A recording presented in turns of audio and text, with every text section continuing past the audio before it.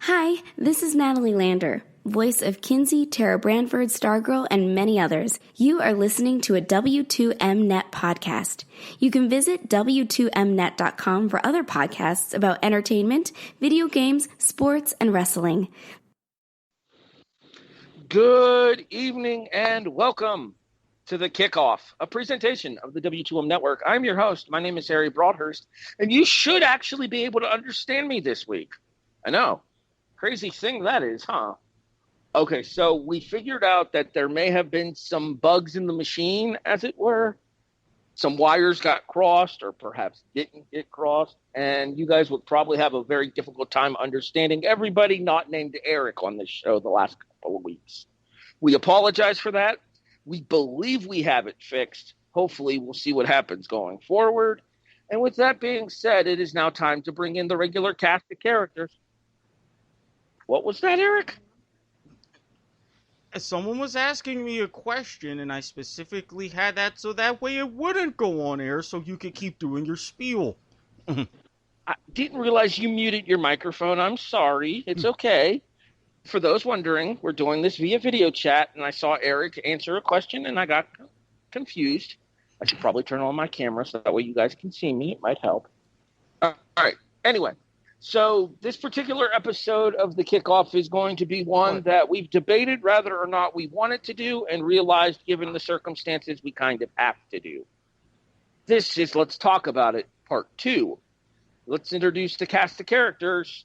The voice you've already heard is the executive producer and your anchor man, Erik Watkins. If I can stay classy, W2M, so can you. The unprofessional... Jason, you're my boy, Lou. Teasley. Glad to be here.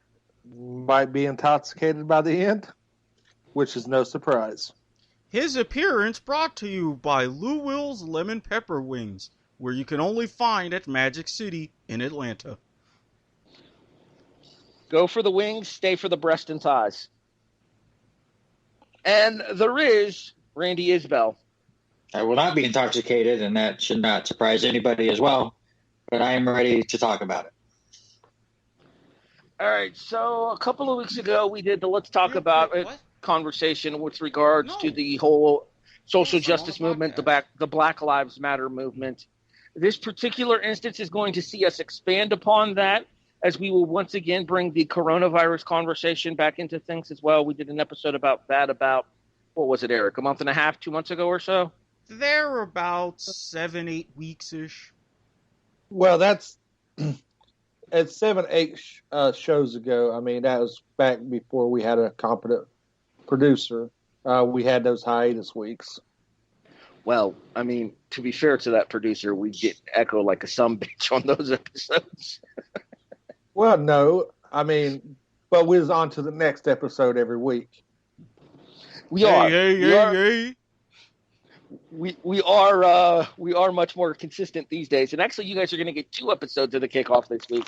We'll tell you more about that a little bit later in the broadcast. And it was a quick interlude. Mama Watkins says hi, and she just gave me a weird look as I did that. So, yeah. Because she knows about Lou. No, she doesn't. Although there have been some very interesting conversations we've had about WAP, but I'll save those for off-air.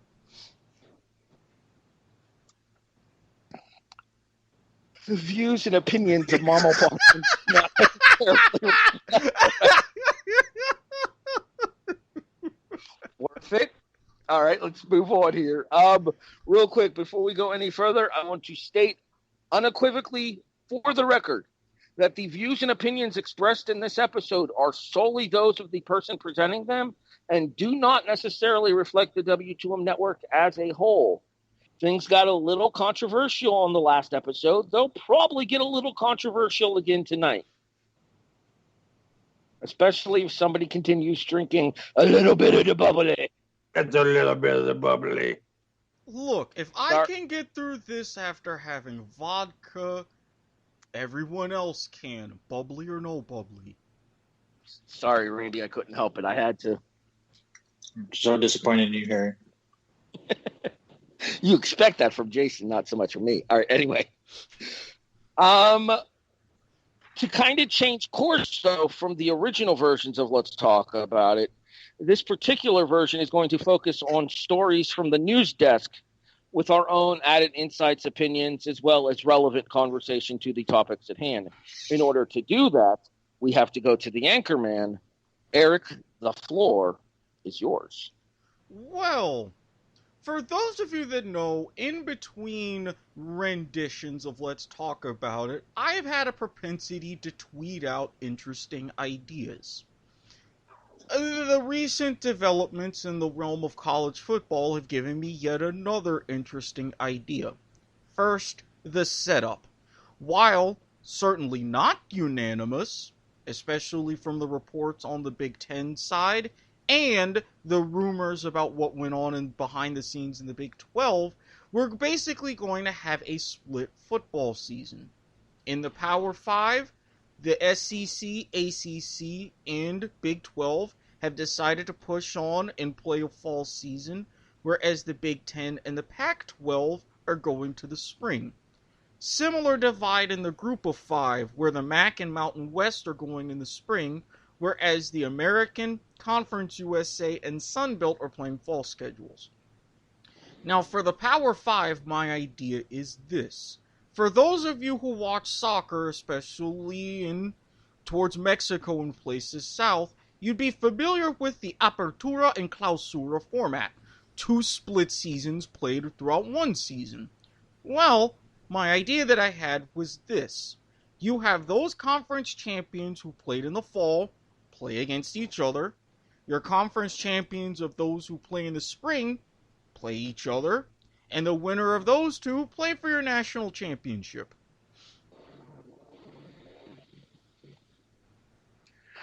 I get the idea behind it. The problem is I think that would put the teams that win the title in the fall season at a significant disadvantage. True. Because there would be a definite rust factor. Also, I worry, and I had this conversation with a friend of mine. I'm going to go ahead and discuss it. His name is Patrick Ketza. I used to do a podcast here on the W2M Network with him called Wrestling Unwrapped. And he had the conversation of how will graduation affect the spring season? Because some of these kids might be graduating before or during the season if they play in the spring, and how would that affect their eligibility? Which I definitely think can be brought into question as well.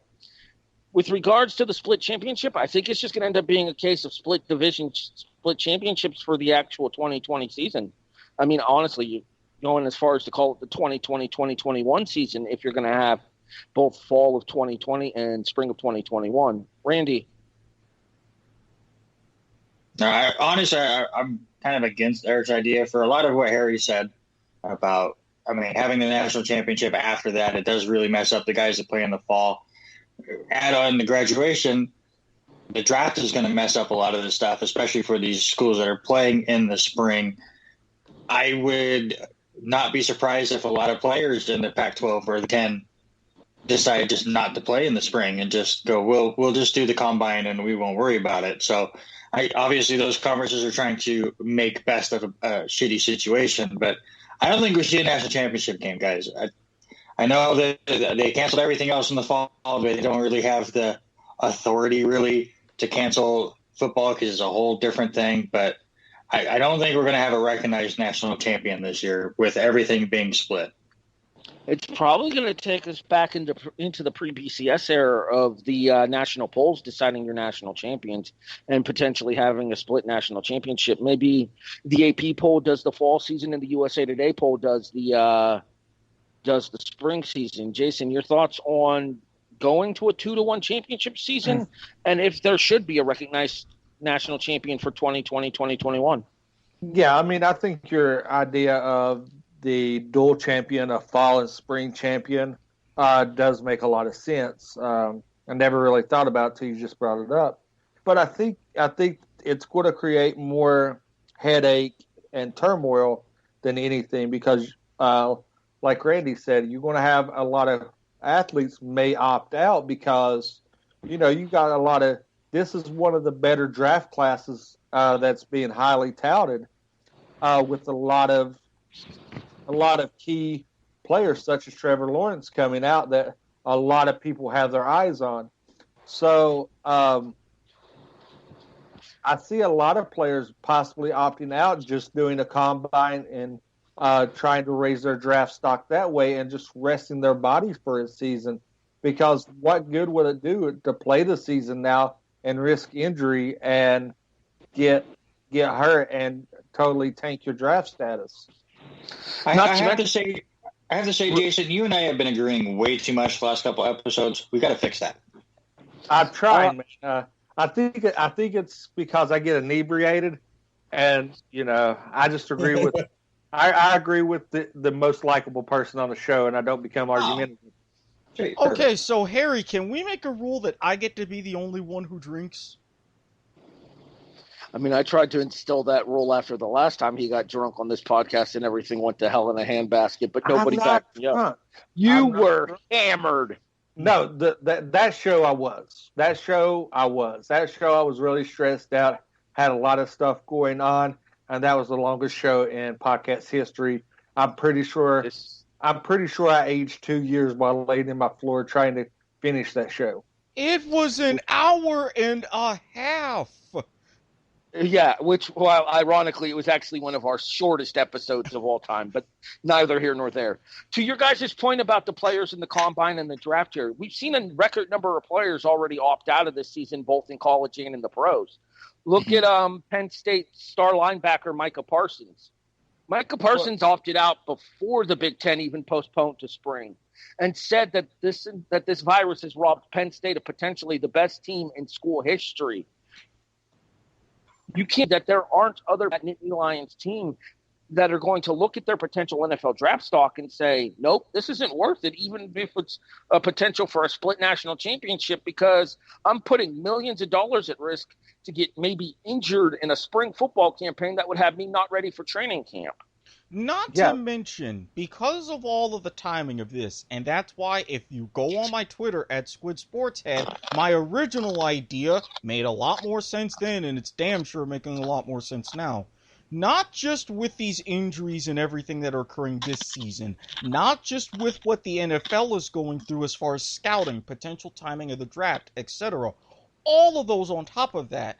Look at what happened with the lineman from the University of Indiana and what's going on with the pitcher Rodriguez with the Red Sox. Not only are you looking at football injuries that could be suffered during the season, the long-term effects if, worst case scenario, one of these athletes does get COVID. We're just now scratching the surface of seeing effects like myocarditis, which is a lifetime problem. So now, instead of a draft stock just plummeting, now you have a minimal chance of even having a career whatsoever.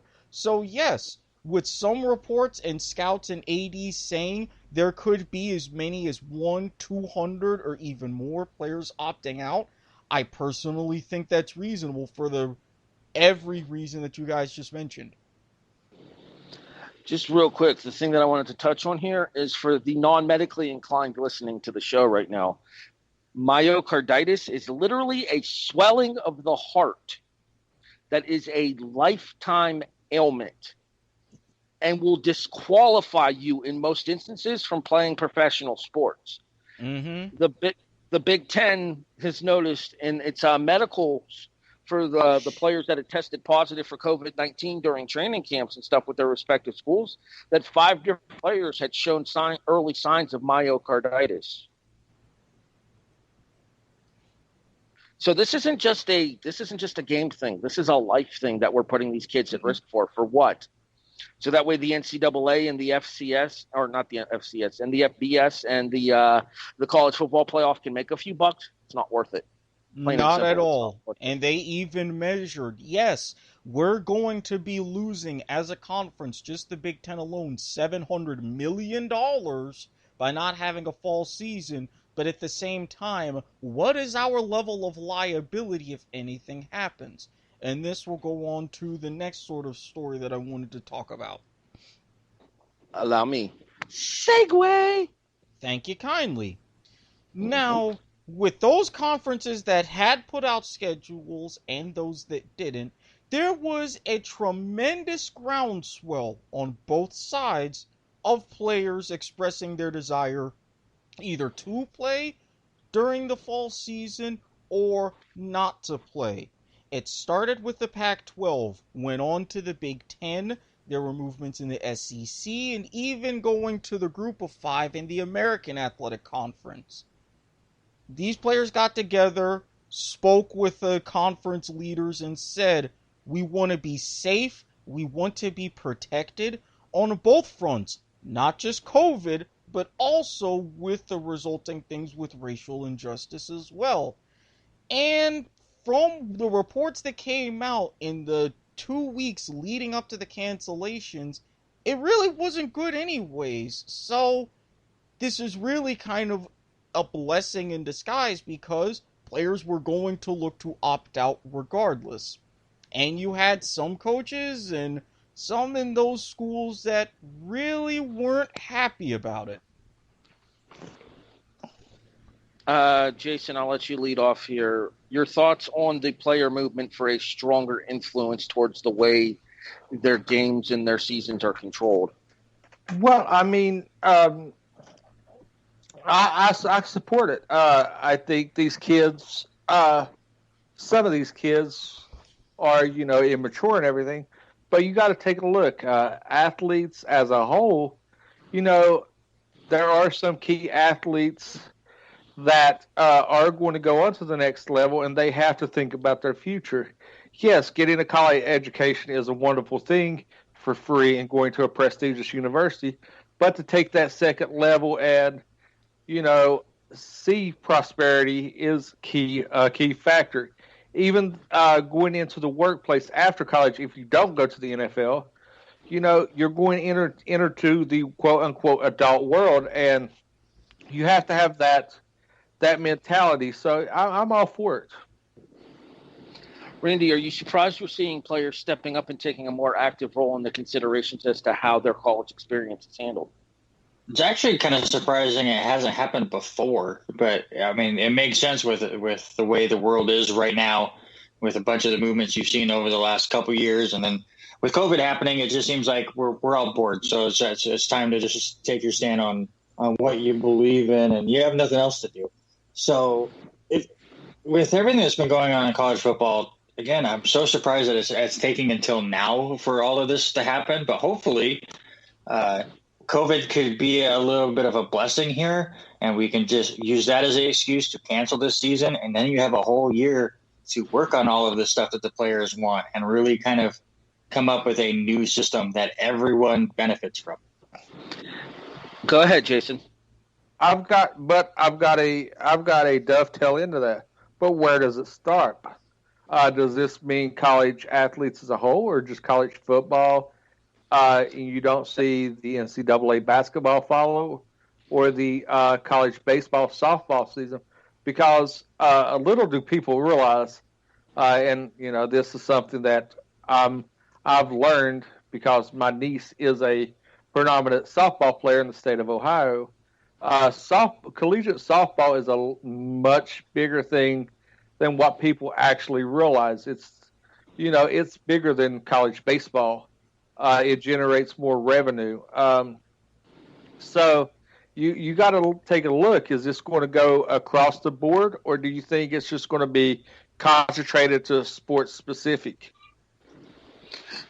Well, I was actually going to kind of bring Erik into this conversation here because this actually ties into a news bit that we saw from the NCAA recently, Erik. You're absolutely correct. Go ahead. I will let you go ahead and give the specifics here, but the NCAA has actually recently voted to approve to allow universities to compensate their athletes even to the forms of cash benefits. Not just the NCAA. This is what is the second ever Supreme Court ruling that is significant in terms of how the NCAA operates. The first being the ruling back in 1984 to the original College Football Association getting control of television rights back from the NCAA. Now, what this does, on the heels of different states implementing name, image, and likeness rules, Florida being the first, California and others following suit within the next couple of years. The Supreme Court, the higher court, ruled that there can be no limit on what schools can provide, both education supplies, benefits, etc., and that in placing any sort of limit would be unfair. Now, to Jason's point, there are some schools to where basketball is king. There's a lot of schools out west and now in the Midwest and even in the SEC where college softball, especially with its reintroduction of softball into the Olympics, is a much, much bigger deal. And because all of the smaller Olympic sports were getting cut, these players can now have just as many benefits, can get their own piece of the pie, as well as being able to combine that with name, image, and likeness if they happen to do anything of their own. So you are seeing significant steps, not just for football players, not just for basketball players, the true money-making machines for the school, but those who would normally be left behind regardless. See, I see a problem with that, though, and that the underfunded sports as well that don't have the kind of representation that the Big Four do. Let's be honest. The Big Four sports when it comes to college are football, basketball, baseball, and softball. Oh, no. Not even Big Four. Try Big Two. Football, men's basketball, everything else in a distance. Because college softball and baseball, you're not even getting full scholarships as a head count sport. You're only allocated the equivalent of so many full scholarships, and you have to distribute that partially to among every member of your roster. My other question about this would be, are schools going to be allowed to sell the usage of the likeness of these players to sponsors and stuff, where the student receives a stipend from them selling the likeness in order to – but the school still gets a cut? That's actually a little bit, that's kind of a combination of the two. If anything with the school that they do something, they would be able to give those benefits. But with specific name, image, and likeness, the school cannot directly provide those avenues. They cannot stop the student from getting those avenues themselves. So say if you had situations with a booster or with local businesses, they would be able to step in and negotiate some sort of deals. They would be legit, but the school in that aspect could not. So it's kind of two separate avenues, but students would be able to take advantage of both. Jason, we've discussed pay to play on this show before. How are your thoughts on it right now? I mean, I'm still murky. I mean, being a former college athlete myself, I mean, I've seen both sides. I've seen the good side, the bad side, and everything in between. I was a walk-on at a small college here in West Virginia, NAIA school. So it's kind of a I think you should be compensated to a point. Yeah, you do get the argument of, well, you get a free education. Yeah, you could take that education and run with it, but the school benefits so much off of certain sports, such as college football, primarily, and you only get, and the athletes themselves only get a very small percentage benefit. So I'm for it to an extent. I'm not for it. I'm not going to back it 100%, but I do like the progression of it. Randy, you haven't had a chance to give your thoughts on this before. What are your thoughts on the pay to play, and especially now that we're seeing it expanded into even further opportunities for athletes to profit off of their image and likeness? Yeah, I've always thought that at least at minimum, the athlete should be able to, as you said, profit off of their likeness. I mean, I've never understood that with the whole amateur sports that you can't make, because to me, making money off your license is not making money off the sport. You're not paid to play. You're getting paid for yourself. Yes, you're getting paid because of what you do on the field, but it's something completely different. Not that you're going out and playing a game in the NFL and then coming and playing for Oklahoma the next week. To me, it's completely different. It gets a little slippery if we start coming up with salaries and stuff for players. I do believe that they should be compensated a little bit more than the scholarship for, like Jason said, for how much money they are making the NCAA. But as far as the likeness and stuff goes, I thought it should be that way a long time ago. And for a selfish reason, too, I want my NCAA football video game back, damn it. That was so good. I was just about to ask, do you think pay-to-play means a return to the NCAA football series? I'm praying. I really hope so, because those games are always better than Madden. I have to say, I love the recruiting and doing all that stuff on there, so I just want that back. But, and the larger picture, and not the selfish reason, I see no issue with a player being able to make money off of his likeness. And if that becomes a selling point from a school that, hey, you know, you come here, you're going to be seen on TV more, you're going to get more endorsement deals. It becomes a little issue as far as competitions goes, but it's been shown that the NCAA is so sleazy and gross about that anyway, so why not make it legitimate? Or as legitimate as you can. I saw you, Jason, but give me a chance to say what I wanted to say to him real quick, though. Okay. I think that you're going to see a further separation in the divide between the major schools and the minor schools, though, if that happens. The haves of college football, the universities that are on ESPN on the focus games, that are on the ABC Monday night game or Saturday night games on a regular basis. Notre Dame, which has a national NBC contract to broadcast literally every game on its calendar except for the ones that are owned by other stations. That's going to give them a significant talent advantage and a significant recruitment advantage because of the fact that exactly what you said. It's going to be able to tell them that you can come here, you can be seen by a bigger audience, and in turn, being seen by that bigger audience opens up more opportunities for sponsors for you. Jason, but to be fair, I was going to say, but to be fair, that's already there. They're getting compensated for it, but that's already there. That divide's already there. And if it gets too wide, then you just make it another division. Instead of Division II, Division III, you can have 4 divisions of college football. The Power 5, this group, and then so on and so forth. And to kind of piggyback on Randy's point real quick, he's absolutely right. And the fact that certain states are coming up with these NIL rules ahead of the NCAA, even the smaller schools in those states are going to get those advantages.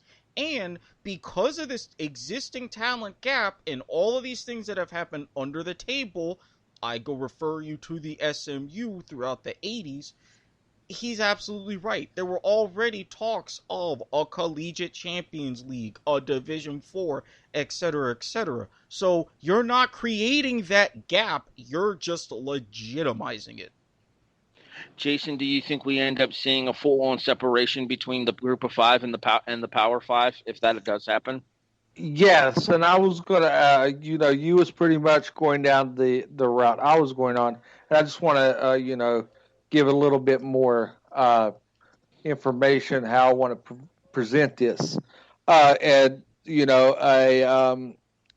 a proposal that if that does occur, what may change is, it does create a bigger divide because you do see recruitment being spurned. We just discussed this previously. I think Erik brought up a story quite a few episodes back about Florida and California, Texas being ahead of the curve. Now, what I'll propose, if you do benefit this, and I'm pretty sure that there will be backlash, and you guys may not agree with me, if you do benefit, go to college and benefit off of this, off of your likeness and everything, the one and done rule becomes non-existent, and you must be in college for 3 years to see your return. Because if not, then you're going to tie up a lot of scholarships and stuff and a lot of money in players that aren't going to give you a return. So I think there needs to be a give to get mentality on that. So if you do go to that system where you are rewarding players, and that comes into a recruitment thing, I think we need to eliminate the one and done rule, and collegiate athletes must be either a certain age or a certain experience level before they can opt out and enter a professional draft.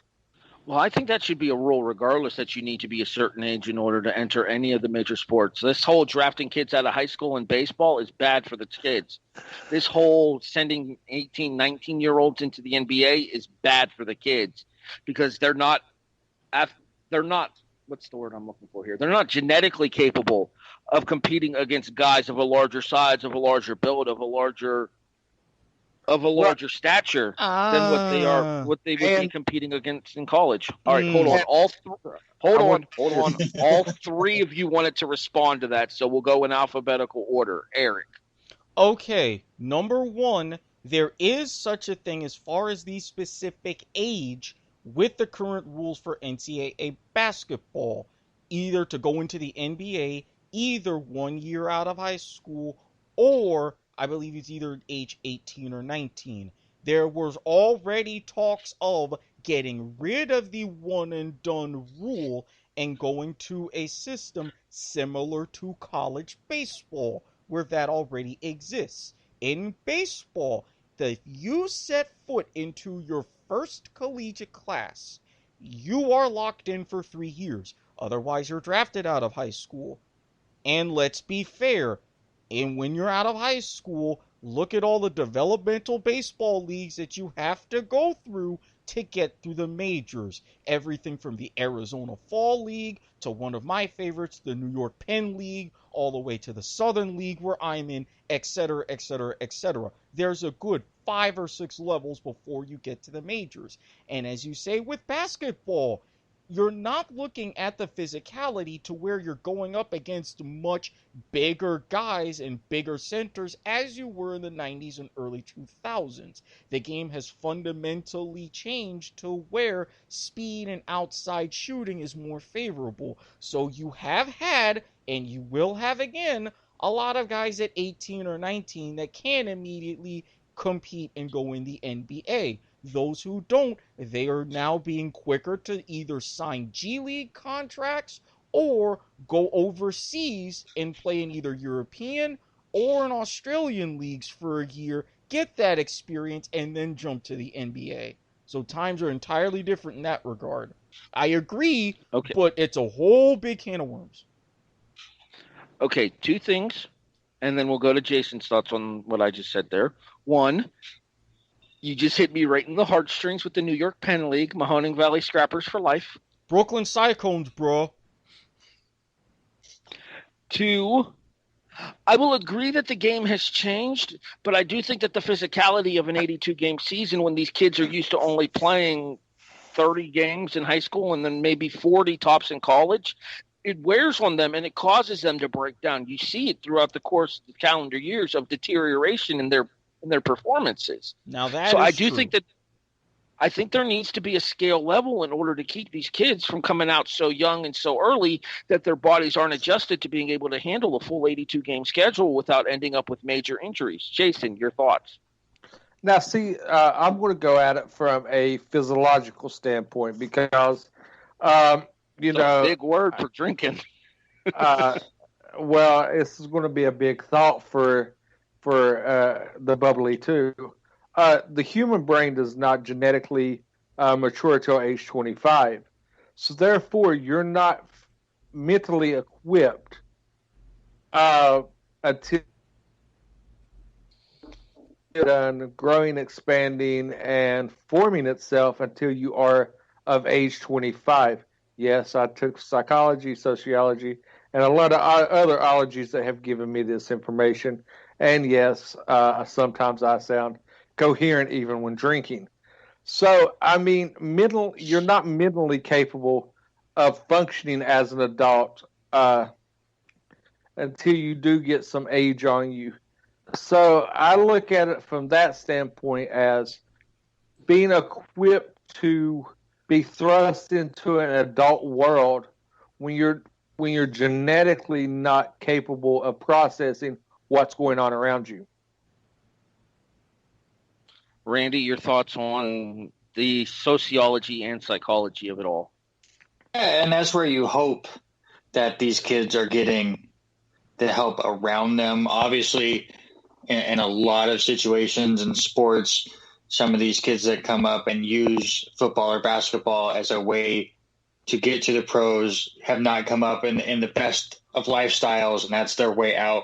So they're always surrounded by people that aren't always out for their best interest. But I was going to exactly what Erik said with the way that baseball does it. I think that especially if college sports go the route of allowing to make money on your likeness and stuff, that you have two different avenues.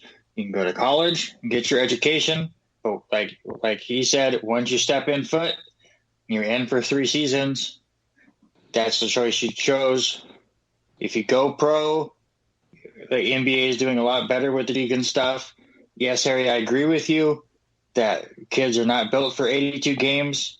Hopefully those teams understand that, and they start them in those G leagues if they get them out of high school and let them build that way. So there's different avenues you can go. It's like the game of life where you get to that point where you can take the career or education. That education is such a ripoff in that game. It is. You mean like real But in life? this No, situation, you I'm can not help. salty Yes. because I have a degree. Damn higher level academia system. Poor Erik sounds like he needs a drink right now. I could go and get one if you're willing to stall for a couple of minutes. Well, unfortunately, I we wanna do this. just finished this particular topic, and it's time to move to the next one. Well, the good news is, along with this Good Supreme news, Court- everybody! Good news, everyone! Congress is actually going to do something about this, maybe. On the heels of the Supreme Court ruling with the level of benefits, there are senators, yes, primarily Democratic senators, those of you take that for what you will, that are beginning to push, with the NCAA going to them for help, with previous mentions of intervention in the past. Now this is going to be slightly more potential intervention, but this time based upon in favor of the student, as you have these senators starting to frame together what would it be a college athlete's Bill of Rights. This is something that if you go to these combined systems, like how you have with football 3 years after high school, baseball 3 seasons, what's been bandied about with basketball, a minimum of 2 seasons, I think this would create a nice bridge during that college development as you were in that middling frame before going professional. All right, you may go get your drink now. We'll go around on the Bill of Rights and come back to you when you get back. Randy, do you think that the NCAA specifically and universities in general have to do a better job of protecting the athletes that they bring in to serve the purposes of the university itself? Yeah, absolutely. I mean, that should be a university's job with every student they have, period. I mean, not let alone these athletes that are bringing in millions and millions and millions of dollars for them. I will say as a personal note, I just did my college student orientation today and checked that out. And I liked one of the things that they talked about was with all the COVID stuff and everything going on, they're doing this measure and this measure and this measure. They're completely here to make sure everything is right for the students and stuff. And as long as the students work with them, they have all of these things in place. I don't understand how that's not a thing for athletes. It is for all these other students. I got this whole list of things that my little small NAIA college is going to do for me as a normal basic student that's not going to bring anything to them. And here you are with all these football guys and basketball guys and all these athletes that are bringing in millions upon millions of dollars, and we have to go to Congress for them to get some rights and protected by the school that they're bringing money in for. Jason, have we finally hit the era where the athlete has more power than the university? I don't think so, but I think it's fastly approaching. I think we're a couple years away before that. Just like, we're in that lull of, does the players have more pull than the owners in professional sports, and that's something we're addressing currently in this current climate.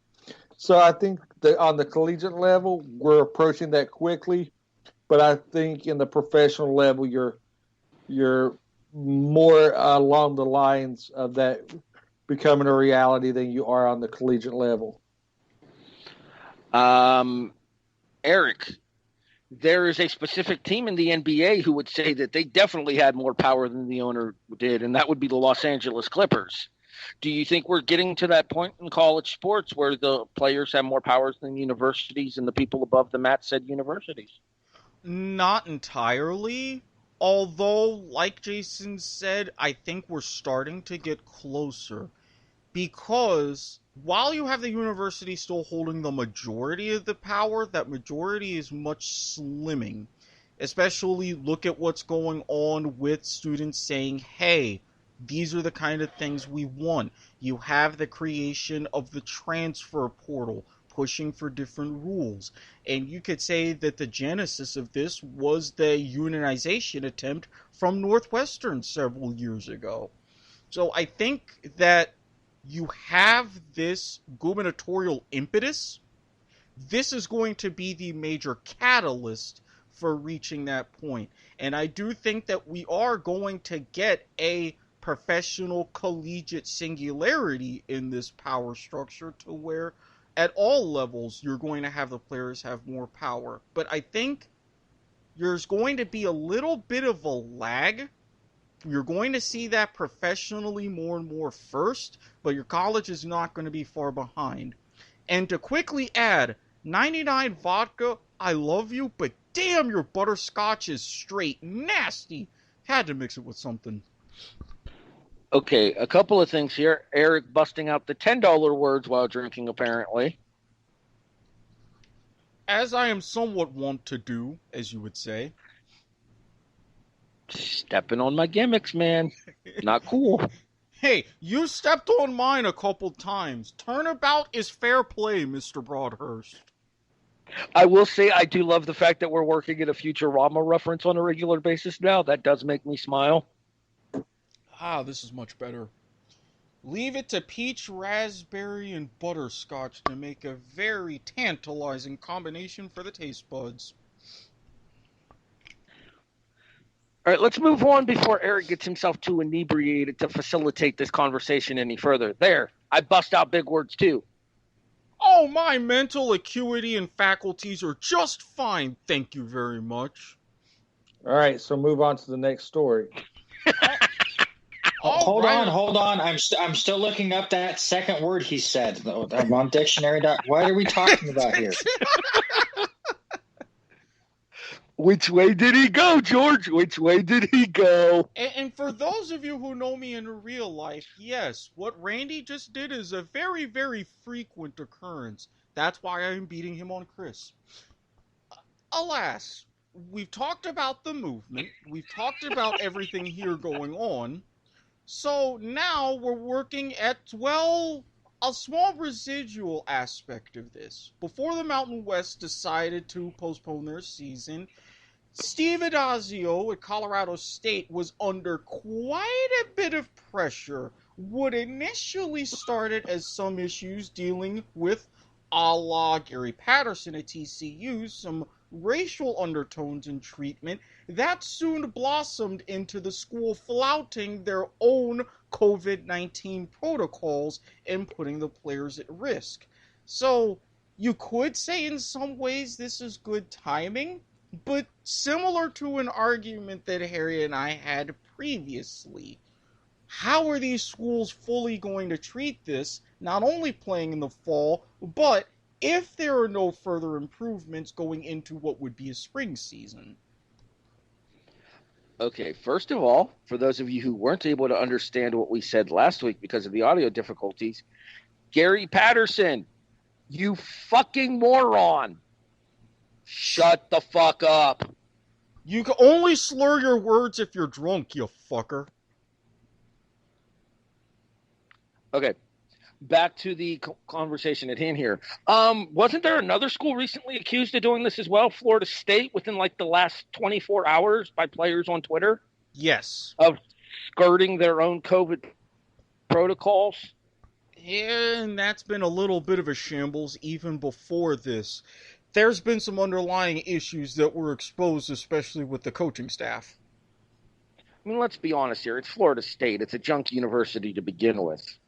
Fair. I mean, hey, if you're a Floridian like I am, you know there ain't a lot of good coming out of Tallahassee right now. Ever, really. All right. Jason, I can see you scratching your head here, probably trying to figure out where you're going to join this conversation here. How far do you think we're going to have to go before we actually see a governing body step in and tell these schools, no, take the time to get your shit together and then play football, baseball, basketball, hockey, field hockey, golf when it's safe? It's not going to happen. That's a problem, isn't it? No, I don't see it as a problem. It's a governing body. I mean, unless there's a national mandate of anything, you're not going to be. You're not going to be able to intervene like that.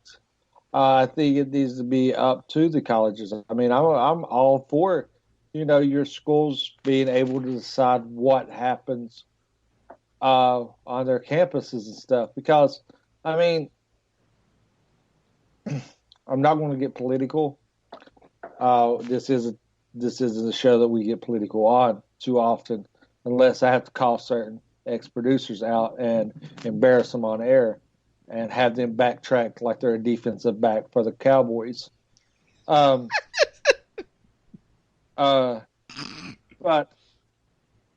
what you're saying is they get burned on a regular basis. Continue. Yeah, it's on the next episode of Hard Knocks. Yay.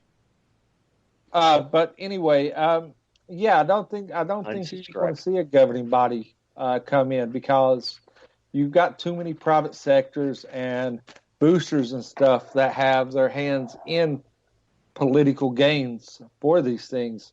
A lot of your major colleges have political ties that's going to help skew things like that. So, no, I don't think that there's going to be a governing body that intervenes. Randy, do you think we have to reach the point where somebody does intervene in order to make sure that these schools are compliant with the requirements in order to keep their seasons running safely? I would say yes, but Jason says some really good stuff it's going to be so, it's just, what's the word I'm looking for? It's going to be muddy water. Impractical? Impractical is a very good one. It's with everything that's mixed in it and all of the boosters, like Jason said, it's going to be almost impossible. It's showing that right now. You just take it from an NCAA level. You take it from a Big Ten level where they're like, no, we're not doing football. And Nebraska goes, no, we want to play football. Who wants us right now? It's like you can't even get them to not play football, let alone Ohio say how that they do their practices and stuff. It's going to be nearly impossible. The NCAA can't even find when judges give out all this money unless they screw up so bad that the NCAA finally has to go, okay, USC, I see what you did 100 times. We're finally going to get you for one, just to make an example out of you. It's almost impossible. Well, then in that case, Erik, our conference is going to have to install compliance officers at these schools in order to be able to protect the singularity of the season, in order to be able to have these schools run a singular planned purpose for their seasons. Absolutely. I mean, with the conferences having the power, the burden of feasibility really relies on them. I mean, as both Jason and Randy just said, you look at the situation at USC with the NCAA. you look at the situation, and I keep referring to this, but Jason made an especially good point about political ties. The SMU scandal went all the way up to the then governor of the state of Texas. So you're going to have some level of pull no matter what. And for nobody who would really remember, the NCAA tried, as a commission that was really brought upon by UCLA in the early 90s, to try to meet and get a governing body for top-level football. That commission met exactly twice, and then it was shut down. So at these conferences, they were the ones that got the TV rights. They're the ones that created all of these systems. The responsibility lies on them, because you are so far gone from any sort of college football czar coming in and laying a hammer down.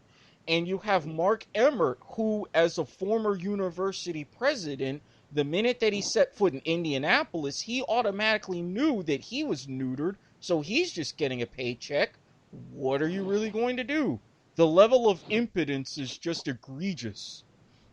The problem is that the level of incompetence is widespread throughout sports. It's not specifically an NCAA problem. It's a Rob Manfred in Major League Baseball problem with the issues that have come up with the St. Louis Cardinals and the Miami Marlins.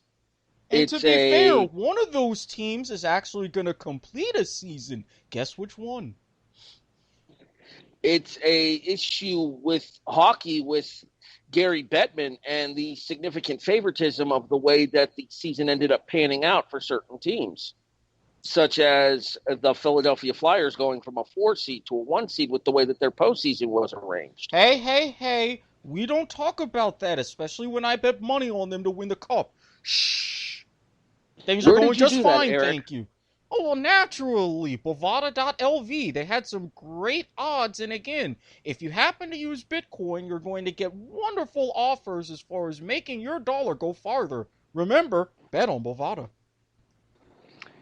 Remember, we can't be bought, but we can damn sure be rented. You damn Erik, straight. Next topic. Well, from the heavy stuff, I'm kind of going to transition to, how can I say this? We were turning the knob to 10. I'm turning it down to about between a 6 and a 7. And I'm probably going to catch him off guard, but he looks like he's paying attention. So I'm going to head over to the Teasley files for this one. You were mentioning, Jason, a certain Bobby Sylvester and the kind of things that he did that even I wouldn't do. Yeah, as everybody knows, I'm pretty much a fantasy go-to person here at W2M. And only if we had a fantasy football podcast that was promised to me when I joined on. But yeah, I want to talk about the history of executive producers is not your fault. Yeah, I want to take a moment, and you know, if people don't know who Bobby Sylvester is, he was the key word being a predominant talking head in the fantasy football community. He was a huge part of Fantasy Pros. He was one of my go-to people when I went to fantasy football advice. But let's take a look. He had a boo-boo, and that's putting it mild. It kind of sickens me to what actually occurred. But recently, he is no longer associated with Fantasy Pros and has been kind of ostracized by the fantasy football community as a whole. He sent out a very inappropriate tweet to a female correspondent and fan of his that I won't go into, but if you guys want to go into, I kind of, you know, I don't want to give him more. I don't want to give him more justification than what has already been said. And, you know, a lot of people have washed their hands of him. But I'll hold on, and then but he made a very inappropriate comment why discussing. He basically slid into a young female's DMs and basically tried to leverage his status into a very vulgar interaction that, as being a husband with 3 children and us, I won't bring his faith into it because a lot of people has attacked that. And, I'm not a very religious person, so not to anyone's surprise. But everybody wants to attack his faith, and I'm not going to go down that route. I'm just going to speak as a human being, as a father that I am. If somebody said this to my daughter, I don't care what age she is, I would be highly pissed off in layman's terms. Because, one, you should never, it's all good and getting things, saying certain things in private when you know the person or have an intimate relationship with the person. But just to start a conversation, exploiting your prowess as a quote-unquote pseudo-celebrity, and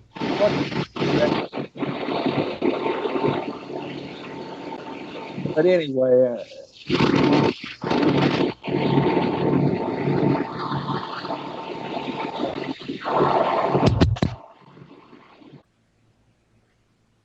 all right.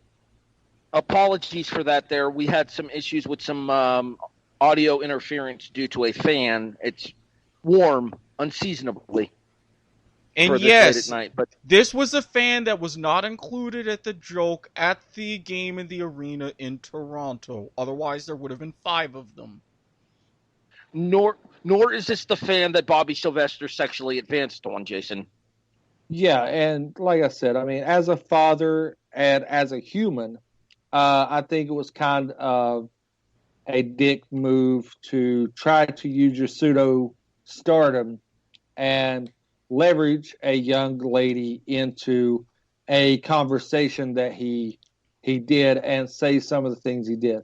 Like I said, granted, some things you say to someone that you're in a close relationship with or proximity to or have some sort of relationship with, I could see. But starting out the conversation and being a father and a husband, and you start out the conversation like that and you slide into someone's DM that abrasive, I have an issue with. Okay, Jason's too polite to put this guy fully on blast. Here's the thing. I'm not. Direct quote. You'll be glad you accepted this message. Make good money. 200,000 plus who listen to my podcast think I'm funny. And I know how to fucking tease a pussy real good. Erik, question for you. Shoot. Do you remember the song that I sent you on Facebook a few days ago? Mm-hmm. If ever there was a guy who could facilitate that song, it's Bobby Sylvester. I entirely agree. And I'm just going to say this out here from my perspective. Yes, I have been known to do some things. Yes, I have delved into some but for some deep, dark realms of seediness. There are still lines that I do not cross. Anytime I am sliding into someone's DMs, or on Snapchat, or on Telegram, or on Kick, or on WhatsApp, whatever the media, I always establish that relationship, like Jason said. Get that level of intimacy. Get that consent.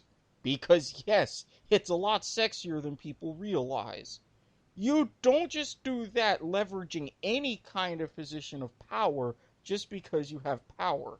And while I am not a father, I am an uncle. I have a 12-year-old nephew. And if I ever heard him or saw that he was doing something like that, no matter where he was, I would find my way to him and smack him upside the head and say, You don't do that. We're sitting down and we're having a conversation. And then another conversation. And then another to make sure. I'm sorry. This is the entirely wrong way to go about this. And for whatever micro or pseudo celebrity status that you have, good luck keeping that. Because a lot bigger men are in that same position and are going to quite possibly crash even harder. Dun dun dun! Dramatic reverb. Hashtag semi-deep tease.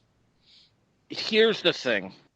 And then, Randy, I want to get your thoughts on this as the father of a young girl. Here's the thing. To quote the song that me and Erik were discussing, there was a video that was making the rounds on Facebook. Try Jesus, but not me, because I throw hands. Mm-hmm. That is an absolute way to catch an ass whooping. Randy, I mentioned you coming into the scene right after I quote that there, because as a father of a young girl, Jason, even as a father of a teenager here, the sheer amount of disrespect shown to your daughter, that's a quick way for somebody to end up buried in your backyard, isn't it? Yeah, absolutely. And actually, I want to take it in a different direction and praise this young female for just outing him. I think that's what we need to see more of with the whole Me Too movement and all these things. We've seen, Harry, obviously, as wrestling fans, we've seen that a lot in that industry. The gaming industry is seeing it. The gaming industry has been seeing that a lot recently. I absolutely applaud her for just, you know what, you said something really stupid. Here, I'm just going to blast you on it. Go for it. I'm just going to show you your seediness. I'm not going to fall for it, and I'm not going to just ignore it and let you do it to somebody else. So I completely applaud her. And if that would ever happen to my daughter, I hope not only would she tell me, but she would just put that guy on blast. So big applauds to her. And if either of you two need someone to come up and deliver a quick two-piece, call me. No, I mean, I want to take this into expound upon it. I mean, I want to share a personal story, which I don't do very often. Recently had a issue with my daughter. Her stepsister, who wants nothing to do with her, has developed a very jealous thing. And the first thing my daughter done is, when being harassed, she came to me. And I do like knowing that my daughter has that comfort zone. But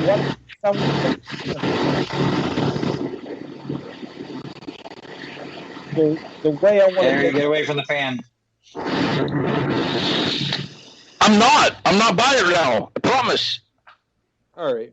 But the way I want to take this in, and I want to see what you guys think of, especially Randy's got a bigger presence online than I do. But as a couple,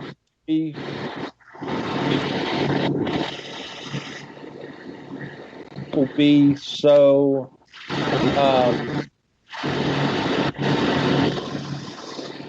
basically famous.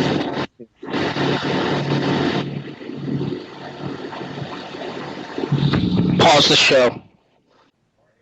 Okay, you guys heard the pause the show, I'm sure, because there was no way for me to subtly do that there. I am a Spectrum customer, and occasionally Spectrum hates me. It just so happens that it tends to hate me more during podcasts, and specifically ones that are done through Skype. Jason, I apologize for interrupting your train of thought, and I allow you to once again try to conduct it here. Wait, before you do, I will say, because now, with this being an Ohio thing, and a Spectrum customer I know in Indiana, I think just Spectrum hates anything from West Virginia, so Jason, you and your company feel free to blame them. Take them over, if you will. Continue. All right. But what the point I was making is, as a society, are we cultivating things like this because we are making people pseudo famous for absolutely nothing? We're making them famous and giving them more power and making them think they're more important to the world than they actually are. And we're giving them power, and it's going to their heads so they can treat they feel that, oh, I have all these followers online. They're not necessarily friends, and we've lost that actual physical interaction and social interaction that, all four of us grew up having. That if we said something like that to a female, we would have somebody, her brother, cousin, uncle, something confronting us, and you would never say that in person. But now we have, or in my case, the female herself. Long story. yeah. I mean, trust me, I'm from West Virginia. There's some women that's more manly than I am. So, my wife being one of them, my wife would put her foot in somebody's ass. 5 feet of fury. We've always talked about that. But, I mean, a lot of people like to hide behind a keyboard and think they're invincible while hiding behind a keyboard. And based on everything that's coming out, not only the Me Too movement, but we're seeing a lot of things, other things that are being brought to the light that people never thought they would be due to social media, due to a lot of hashtagging going on. And we're seeing everybody's skeletons come to light. So I want to pose this question to you guys. Is this the culture that we have become accustomed to and we've helped cultivate and by making people seem like they're above everything else because they have followers and they are social media presence? I'm actually going to answer your question with a statement that I've heard before. Social media has a strange way of making people unafraid of the harsh reality of getting punched in the face. Because I guarantee you, a lot of the people that say stuff when they're on a computer or when they're sending out a tweet or when they're texting something to like a Snapchat or an Instagram or whatever the fuck kind of following program you want to talk about, they know that there's going to be no real ramifications because they can say this and be anonymous to an extent because they're hidden behind a screen name, they're hidden behind a username, they're hidden behind an IP address and not face-to-face directly with the person. It has gotten to the point now where people are much more comfortable revealing how they actually feel because they think that they can get away with it these days because of the anonymity involved with social media and the anonymity involved with the usage of usernames and different personas and caricatures that we come up with for our online character. This right here, what you hear on this show, this is me, regardless of who I am. I'm not going to change my opinion when I talk to you face-to-face in person because that's not who I am. But there are a lot of people who will do that because they realize that the thoughts and expressions that they do share are thoughts and expressions that would get their ass beat in real life. Yeah, and just to more compound on what Jason was talking about, it's not just that people are hiding behind the keyboard and being able to say what they want. What Jason was mentioning, and I totally agree with, is we've kind of cultivated that whole numbers mentality that I have X amount of followers or I have X amount of subscribers on this, so I'm above everybody and I can just act the way I want. Completely different topic. It has nothing to do with sexuality or anything, but got into an argument with somebody on a Facebook group, some baseball thing, where I had mentioned that, somebody had posted one of their own articles on there, but made it sound like, look what I found. This was a great article. So I flipped some shit about it and they just started going off on me. It was like, just stop trying to make him mess with his living and stuff. And so I'm like, just call out that it's yours and I have no problem with it. It's like, well, we have 2 million followers. I don't care. I don't care about your numbers. I don't care about my numbers. But as Jason said, that is the world we live in. People no longer associate or look at their self-worth as this is what I've done in my life and this is the job I have. This is how many followers I have and this is how many TikTok people I have, and that makes me better than people. And yes, we have kind of cultivated that society, but I do believe in the last year or so it has hit a peaking point and we're starting to see the ramifications of it. And I like more and more that people are stepping out and calling those people out. Real quick. Erik hasn't said anything yet, and then you can follow up to what Randy said. This will set Erik up perfectly, I do believe. Because me and Eric's talked. If everybody doesn't know, me and Erik are actually pretty close, as I am with Harry, and I'm becoming really close with Randy since he's joined the show, and I've got to know him. But this will be a good segue to Erik, and the issue that I have is Erik knows our numbers. Erik is, he's pretty much our go-to guy when we goes numbers and stuff. Him and Sean see it, just about everything. So this is the issue that I have, and this is, it compounds on the conversation. You see a lot of kids today, and it's sad that get bullied, and to the point where they harm themselves and stuff because we have brought to light that the more followers, the more likes and everything you have determines your self-worth. And I think that that's really shitty. I think you should be judged on your character, not by the fake friends you have. Now, I can say these three guys on this podcast are my friends. Yeah, we live in various parts of the country. We speak all the time. We interact. There's things that we agree on, things we disagree on. But like Harry said, the people you see on this show is actually us. I'm a drunk asshole most of the time. That's given. I'm very non-PC, but I'm very blunt. You never have to question where you stand with me.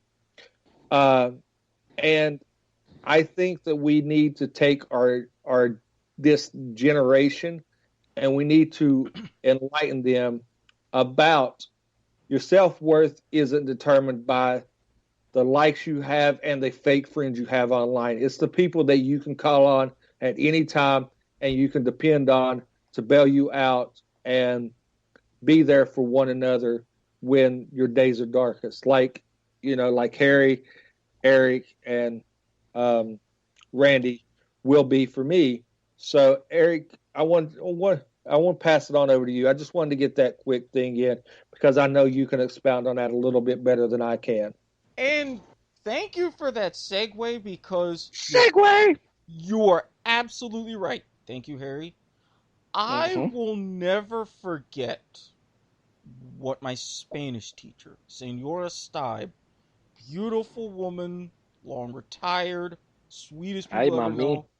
She was my high school Spanish teacher. I took her husband for chemistry, a couple other classes. Love them. She said to all of us, all of these people on social media and all these other ones, even in really real life, they are acquaintances. As you go through your entire life, you will most likely be able to count on one hand the people that you can legitimately consider friends. All of these things, they are numbers, and they are just basically generated by an algorithm. Are they people that you can randomly talk to if you're feeling some type of way at 3 a.m? No. Are they people who will come drop whatever they're doing, help you out with projects, talk you off of ledges or whatever? No. They're just there fulfilling whatever needs they have to compensate from their lives. They're not really doing it to help you. They're doing it to help themselves. And I think the real problem with the proliferation of data and of all of these things with social media, Jason said it best. All of these numbers, and Randy said, oh, I have these many more followers than you do. I'm better than you are. The day where people who even 20 years ago, who would be known for nothing, who would have to scratch and claw like each of us to make a living some way or another, get paid just for an Instagram post or a tweet or what have you, that day and that kind of methodology for distribution of God knows what. That's what was the latest thing that just took us down. Wait, where is that noise coming from again? I don't know. Hold on. I think what it is I think because I have the secondary tablet open and it's picking up static from it. Is it gone now? Yes, it is. Yeah. But yeah, it's because the secondary tablet was open. Jason, use those words. Well, use those exact words on the show right now. Also, one quick little bit like there, because it kind of further tie into what Jason said. You're seeing studies that, especially among teenagers and those in their early 20s, depression rates have gone up, suicide rates have gone up, and there are very strong correlations to that increase of depression and increase of suicidal thoughts and actions related to exposure to social media.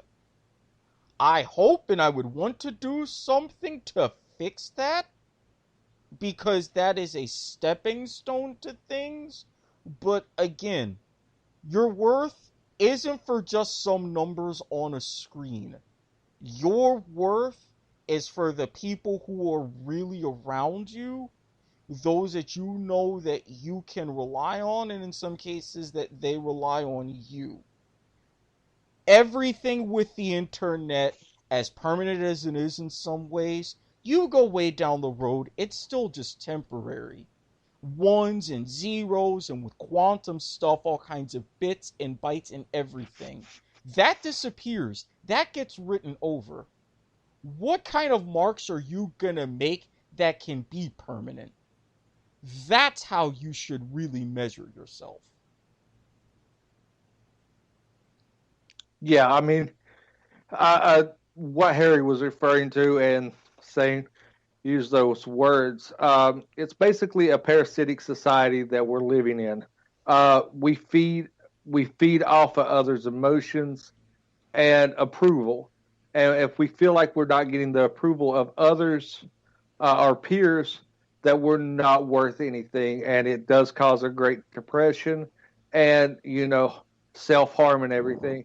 And in the past, I've made jokes about stuff like that, but I'm actually being serious, and I want to just put this out there. I never want somebody to ever feel that they're not worthless. You mean something to someone, whether it's online.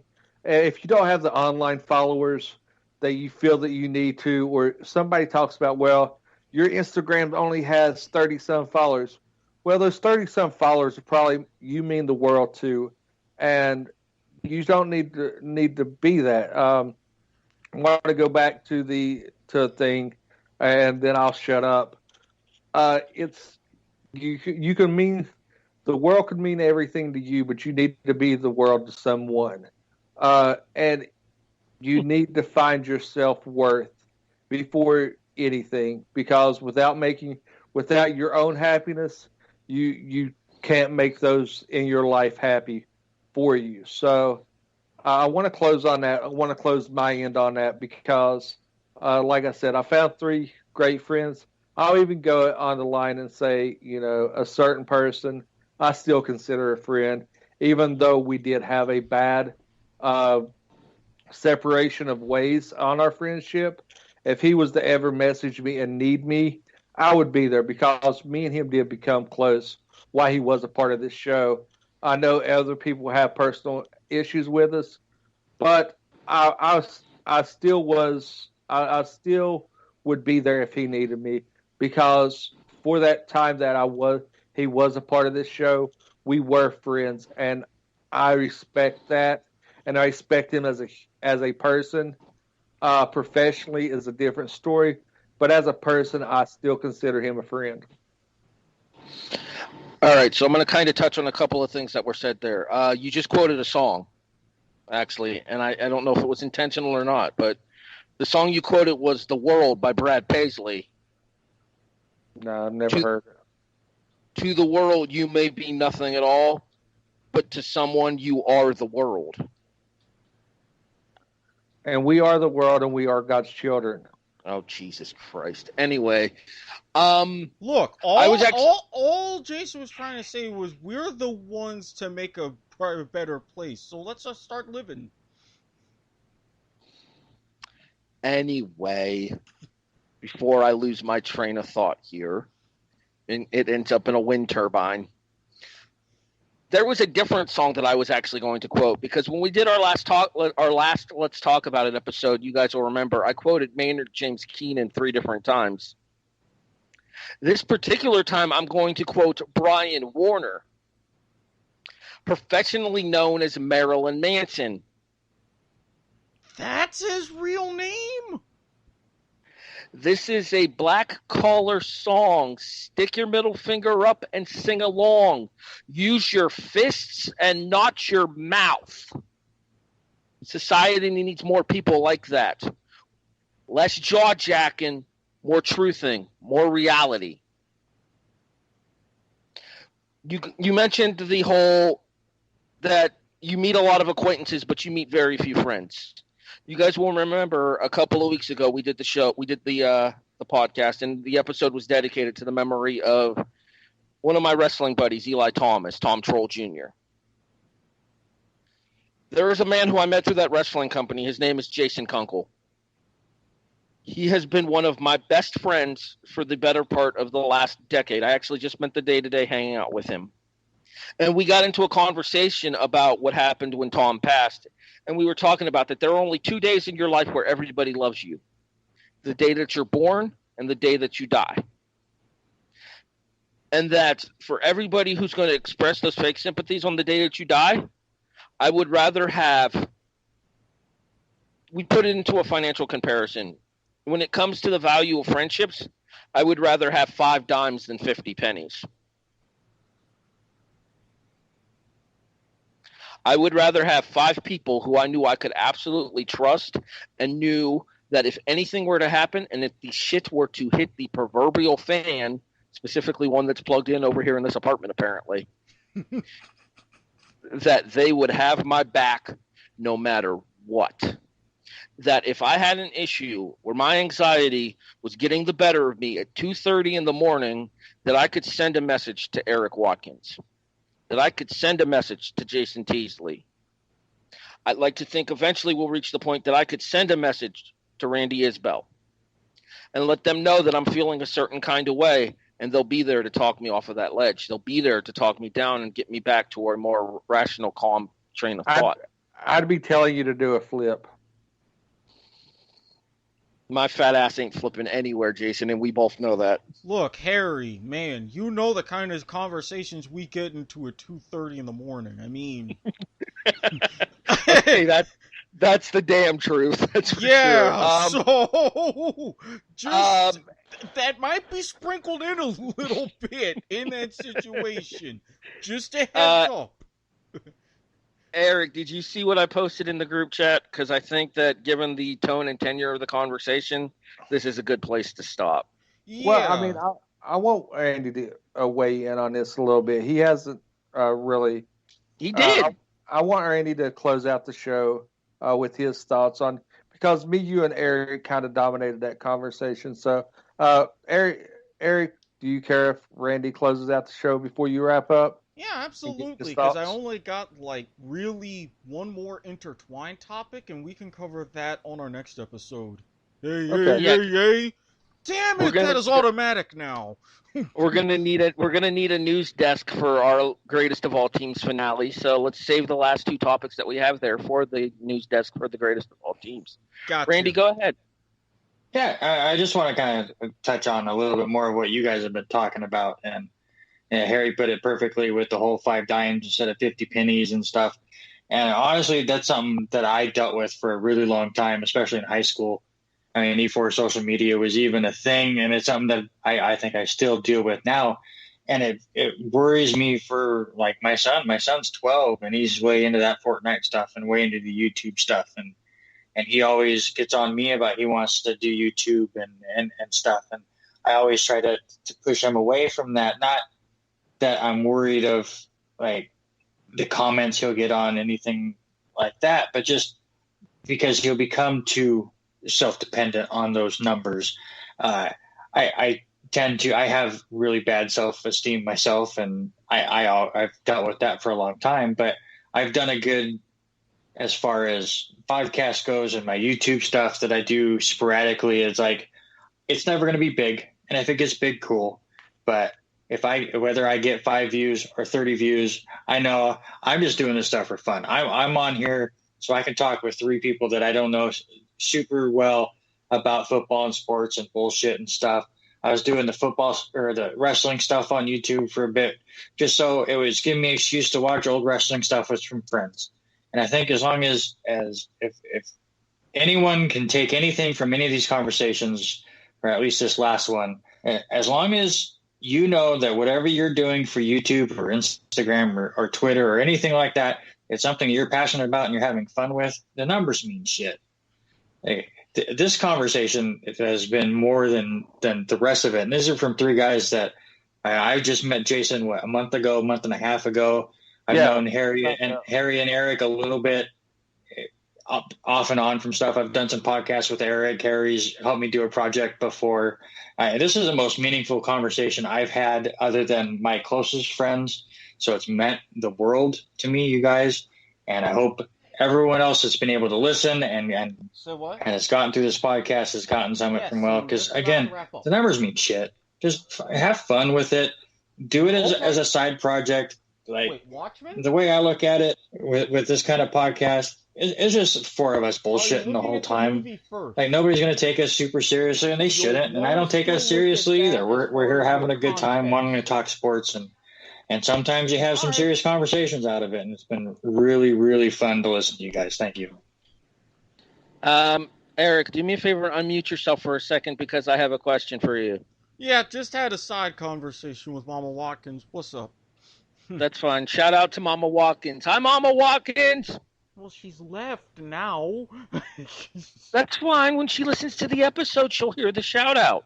I don't know if she'll listen to this episode. One of the main things she literally just asked me was, am I behaving myself? Ish. We'll go with, all right. So, I'm going to close the show a little bit salty here, Erik. You know why? Why? Because this is the exact reason we called this episode Let's Talk About It Part 2. Yeah, it fits because you always gotta remember, WYSIWYG, what you see is what you get. We like to have fun. We like to shoot the shit.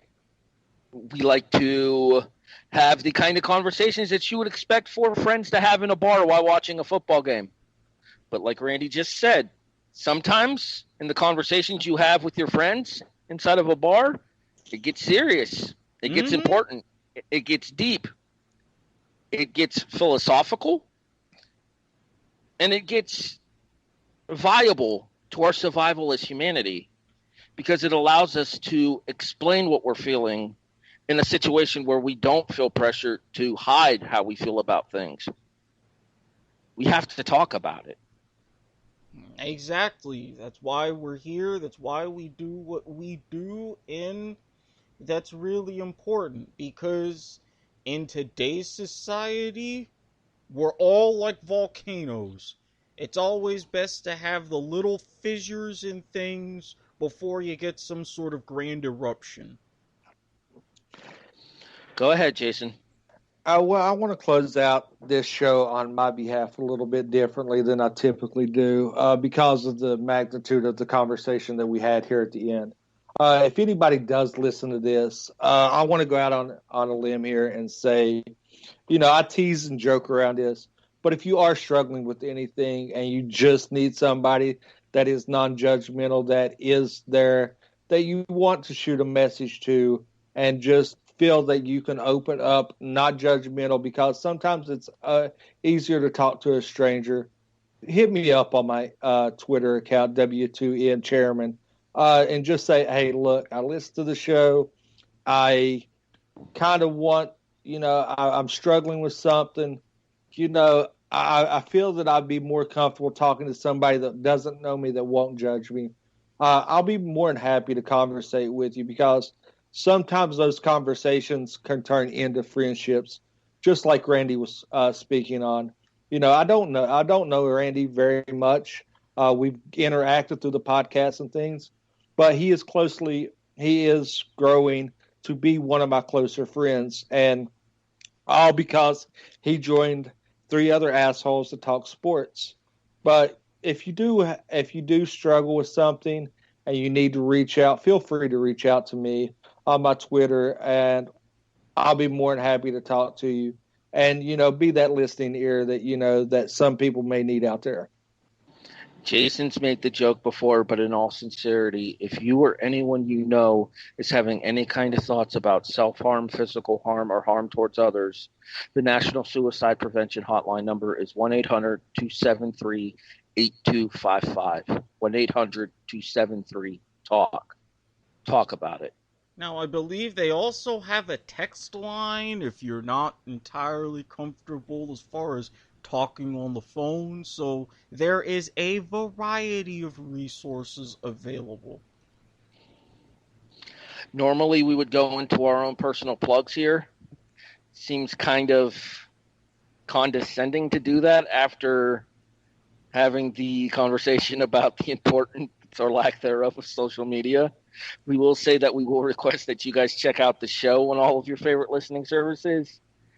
Erik is at Squid Sports Head on Twitter. Randy is at Randy Isbelle. Jason is at W2M Chairman. I'm at HEB the Eagle. That's all we'll have to say about that right now. If you need to like Jason said, if you need somebody to talk to and would feel more comfortable talking to a stranger about it, Jason said he's available. I'm available. I'm on Facebook. You'll find me under my real name, Harry Broadhurst. Erik is one of the most insightful men I know. I'm sure he would be willing to talk as well. I always offer an open ear just because that's how I am. Randy, if you're willing to do the same as well, people can find you on Facebook under your real name as well. Absolutely. Facebook is under my real name. Twitter's under my real name. I don't hide myself. If you need to talk, I'm here. I'm at HEB the Eagle literally everywhere if you want to get a hold of me. The username has not changed since I was in high school. It will not change. Let's talk about it. You have been listening to The Kickoff, a presentation of the W2M Network online at W2Mnet.com. In addition, you can find us on all of your favorite podcast listening services: iTunes, iHeartRadio, Stitcher, Spreaker, Podbean, CastBox. Hey, Erik, guess what? Spotify is here. Let's talk about it. Yeah, and by the way, don't be a dick. Thanks for listening to The Kickoff, a presentation of the W2M Network.